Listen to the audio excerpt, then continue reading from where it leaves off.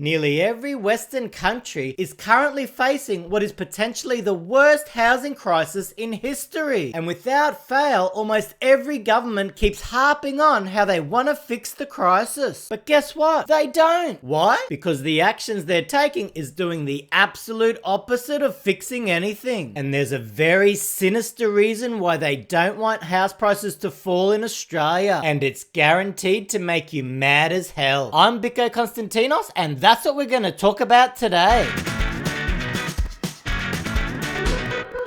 The price of housing is affecting so many people today, so it's in your best interest to get up-to-date analysis and commentary on the market. And you want someone who's going to highlight hypocrisy like I'm going to do today. So consider subscribing to my channel. We've got a great community and you could be part of it. And if you like today's show, make sure you give it a like. Now let's get into it. It's important to remember that governments and central banks cause the current housing crisis. They like to misdirect us and make us believe that things were just out of their control. But when COVID hit, crazy stimulus, government intervention, and dropping rates to zero and keeping them there far too long, artificially inflated house prices up to 30 to 40% in just 2 years. Now that is absolutely not normal for a property market because it was caused by crazy speculation. And that crazy speculation was a result from government and central bank policies. And that's why we have the current housing affordability crisis, where first home buyers can't afford to buy a home and renters are being totally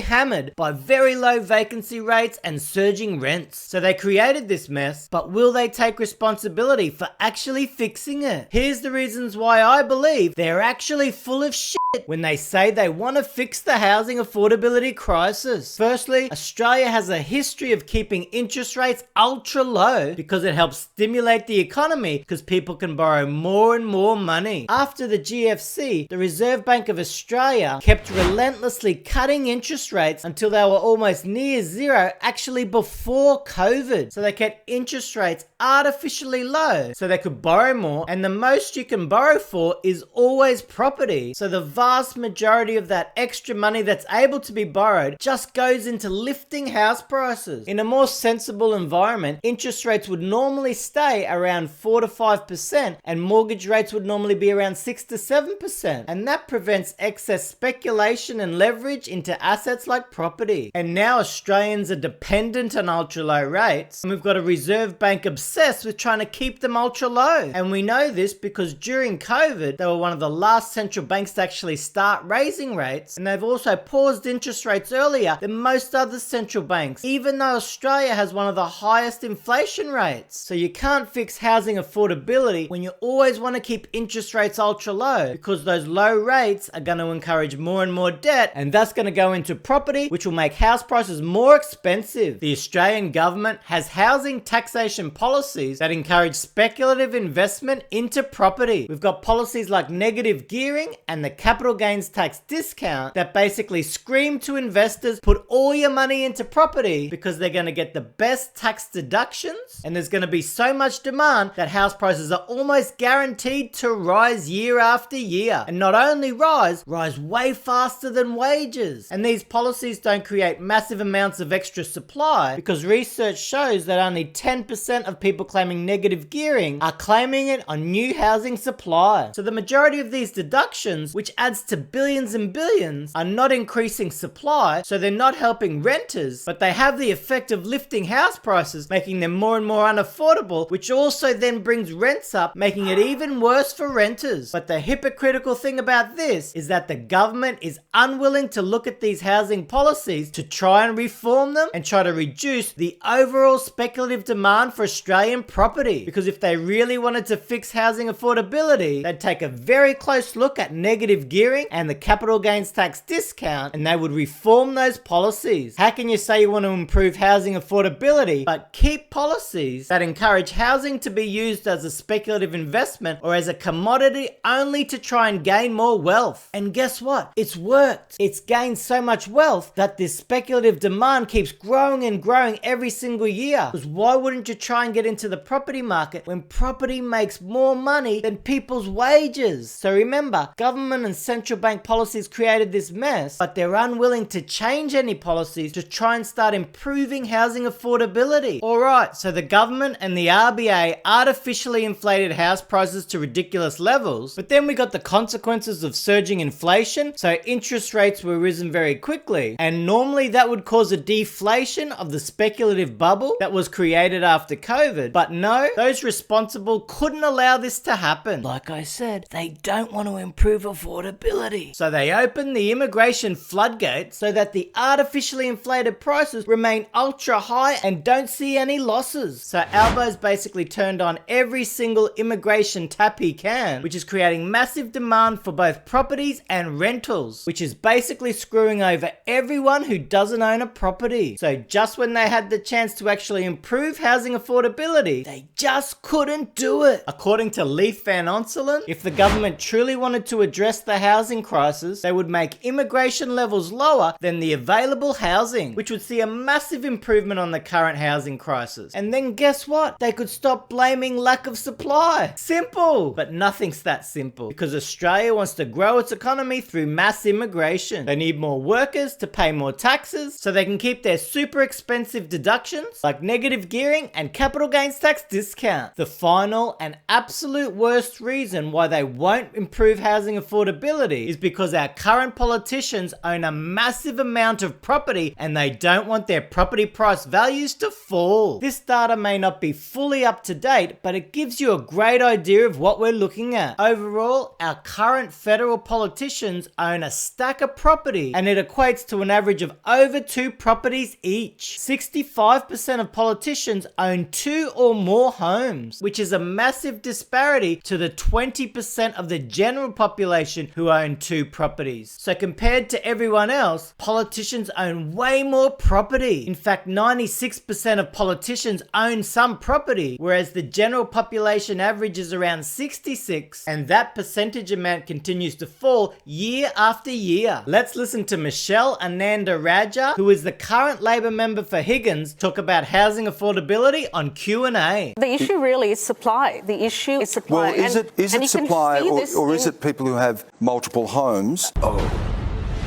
yeah. According to Crikey, Stan. I mean, here are some numbers, Michelle. It's supply. We have 144 politicians out of 227 own more than one property. That's 63%. Interesting. 37%, 84 MPs, own 3 or more properties, which is you, Michelle, isn't it? Of course. Something stinks here. What absolute hypocrisy from federal government politicians to continue this farce that supply is the current cause of the housing crisis. We just saw how they're making the supply issue way worse through immigration on steroids. Now, from this data, we've got to ask ourselves, why do federal politicians own so much property? Is it because they hold all the levers that can keep demand ultra high for property, ensuring that prices rise year after year? They know that interest rates will stay as low as possible. They know speculative demand will continue through negative gearing and capital gains tax discount. And they know that their properties will always be highly sought after because we're importing massive amounts of people and we don't have enough property. This is the ultimate conflict of interest because politicians own so much property and benefit from the policies that rig the Australian housing market to the benefit of property investors. I've mentioned it before, but investment into property in Australia is currently the closest thing to a sure bet, because guess what? If there was ever any risk of a real crash, we know that the government's gonna step in to prop up the market, because they did it during COVID, they did it after the GFC with ultra cheap debt. From past experience, they will never intentionally let the Australian housing market crash, and they've got a massive selfish reason for this because they own a